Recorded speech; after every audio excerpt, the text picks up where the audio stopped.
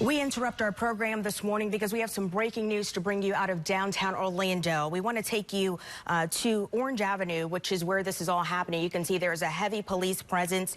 We started getting phone calls into our newsroom between 2 and 3 o'clock this morning about a shooting at a downtown Orlando nightclub. Since then, we've been able to confirm with Orlando police that there has been a shooting at Pulse nightclub in downtown Orlando. This is in the 1900 block of South Orange Avenue. If you're familiar with the area, let me set the scene for you. You may be able to see a McDonald's and a PNC Bank there on the right of your screen. This is the area near Orlando Regional Medical Center. So if you're headed south, there's a map there on the screen. If you're headed south on Orange Avenue, it's headed toward Cayley Street there. We have learned in the last 15 to 20 minutes that Orlando police plan to hold a news conference sometime around 4:30. There is a staging area, but let's get to that video here to show you exactly what's happening there at the scene. You can see there are several emergency responders there on the sidewalk. They're treating multiple patients. We are still working in our newsroom right now, and we have several crews on the scene trying to figure out exactly how many people were injured there at Pulse nightclub. I also spoke with a mother who told me her daughter was inside that nightclub, started texting her mom saying, "I have been shot in the hand," and now that mom cannot get a hold of her daughter. So as you can imagine, a mother's panic right now. We just heard some sort of explosion or some sort of noise. We're not sure exactly what just went off, but there was definitely some sort of a loud boom, but it came from a distance. About 2:07, I got a text message from my daughter and my two nieces. Please come and get us. Please come and get us now. They're shooting. And then about 2:12, I got a phone call from my daughter saying she was hit and she was bleeding in her arm and she was going to pass out. And I just can't imagine the concern. I mean, being able to tweet out to your mom and her getting a message like that to come and get me. There's been a shooting and now she's not able to get in contact with her child. Let's take you to social media. This was posted on Pulse Orlando's Facebook page just about 2 hours ago. They posted a message that said, quote, "Everyone get out of Pulse and keep running." And right underneath that, you can see one person there writing apparently inside the club, Ricardo J. Negron Almodovar. He writes, "I was there. Shooter opened fire at around 2 a.m. People on the dance floor and bar got down on the floor, and some of us who were near the bar and back exit managed to go out of there, the outdoor area, and just ran." Wow. We understand now that we have some cell phone video of the some of the scenario that unfolded outside and includes some gunshots. It's the first time we're seeing and hearing it. Let's take a look at that now. Look at that, just shooting back and forth. That is crazy. Look at this. Let's go. Oh. That's All right, that's the video that we have at this point. It seemed to indicate there may have been some kind of shootout. Let's actually, Jamie, before you recap, let's get live to a mother there on the scene. I don't know if he's injured and being worked on, but they won't let us know. They're not letting us know any names of anybody. What can you tell us about what happened? Well, I could tell you that my son was in there with his boyfriend and two other guys, two other friends, and the two friends went to the bathroom, and when they went to the bathroom, they heard about 20 shots. There's still a lot of people that are still mulling around the scene here that are trying to make sense of what happened. A lot of people are trying to... We're going to see if this guy here... Hi, do you mind if we talk to you? He doesn't want to talk. A lot of people are upset about what happened here tonight outside of the Pulse nightclub. We're going to try to see if there's some other people over here that might be able to talk to us. Excuse me, do you mind if we talk to you real quick? Oh, man. No. What?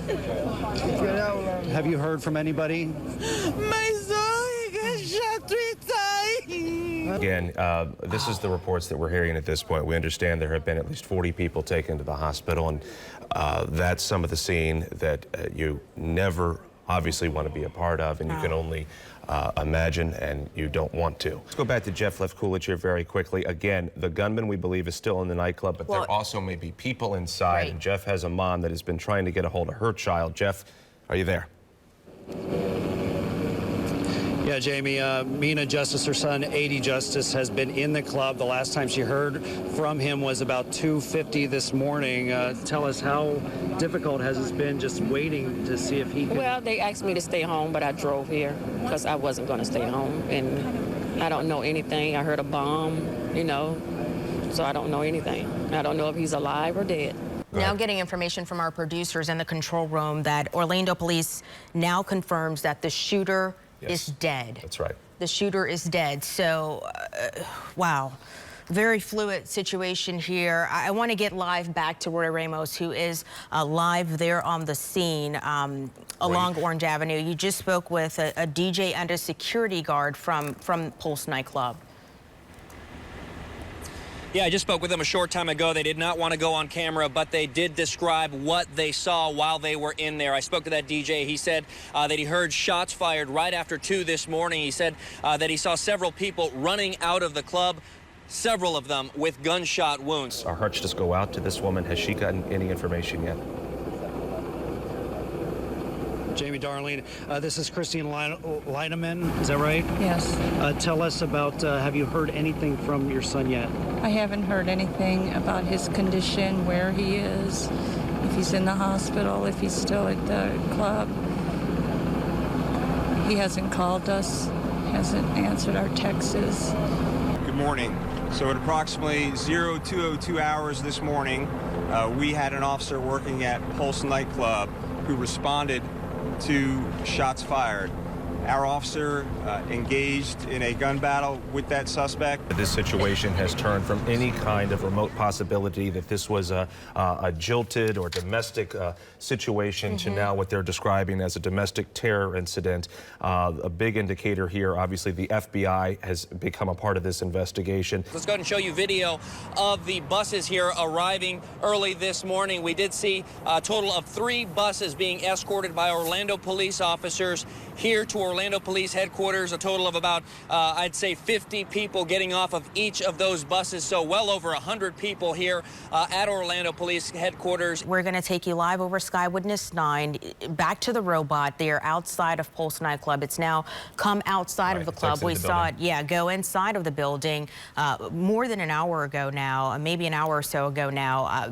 Chief John Mina talking about sending that robot inside of the building to make sure there were no explosives there, because there were reports that the gunman was strapped with explosives. What did it sound like? What did it look like? I mean, what was going on? It was a lot of pops, and at the end of it, it was a lot of groaning. Everybody's kind of on the ground. A lot of people were just pretending to be shot just so that they wouldn't be shot, but he came back and was just shooting everyone. Wow, look at that on the right of your screen. Chilling shots there of loved ones holding each other, caring for each other. Your heart has got to ache for these folks. These are people who are, I mean, we live in Orlando. You don't expect for this to happen. And this right here, this is outside of Orlando Police Headquarters. This is where people were told to go if they had any information, if they could help out in terms of providing any eyewitness accounts. But here you have, this sums up what folks are dealing with this morning. I believe now on the phone we have joining us now is Daniel Linsky, who was number 2 with the Boston Police Department during the Boston bombings. Mr. Linsky, can you hear me? I can, yes. Now, I know that you have trained police officers across the country. You've trained FBI officers here in Florida. When you heard about this morning, just tell me a little bit about, walk us through what law enforcement is doing and just what you personally, with your experience, were thinking when you saw this. Well, my thoughts and prayers are with the victims, their families, in the city of Orlando. They're going through, it appears, a similar situation that we went through in Boston, with even more fatalities. Today we're dealing with something that we never imagined and is unimaginable. Since the last update, we have gotten better access to the building. We have cleared the building, and it is with great sadness that I share we have not 20 but 50 casualties.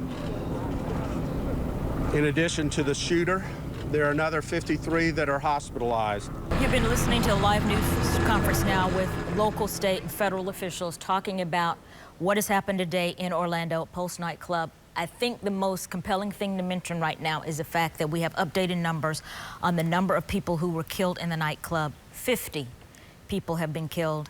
53 have been hospitalized, but when we heard that number 50, it just kind of, I think we both just gasped, like, did he mean 50 people dead? And yes, 50 people dead in that nightclub. I thought maybe he had messed up in his numbers. Maybe he had said casualties and he meant to say wounded. This would rank it as the worst mass shooting in American history. Wow, this is amazing. Here is a look at the blood center there, One Blood. Look at all those people who have answered the call that was put out this morning. We showed you a picture of it, but this is a look at it right now. This video you can see of all those people who have lined up there to give. Wow. Look at that line. Look at that. Look to the left of your screen. That probably goes on for miles. It's 85 degrees on a Sunday morning. They don't It's hot. care. Shannon Butler actually is with us now. She's joining us. Shannon, you have some more information on essentially what unfurled there for that 3 hours. I do. I talked to several of the folks that were in charge of going inside the Pulse nightclub just after the shooting. They told me this was by far the worst thing they had ever seen. They said the original call came over the radio by that off-duty police officer from Orlando that was inside the club. He said, "Officer needs help. There is a gunman inside this nightclub." Set the scene for us there in terms of what you're seeing.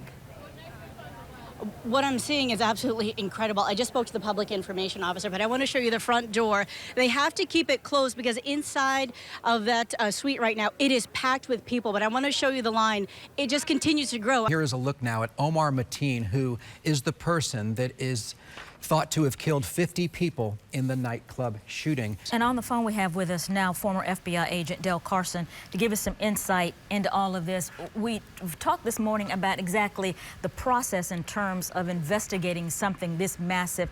What can you tell our viewers to explain to us what happens now, Mr. Carson?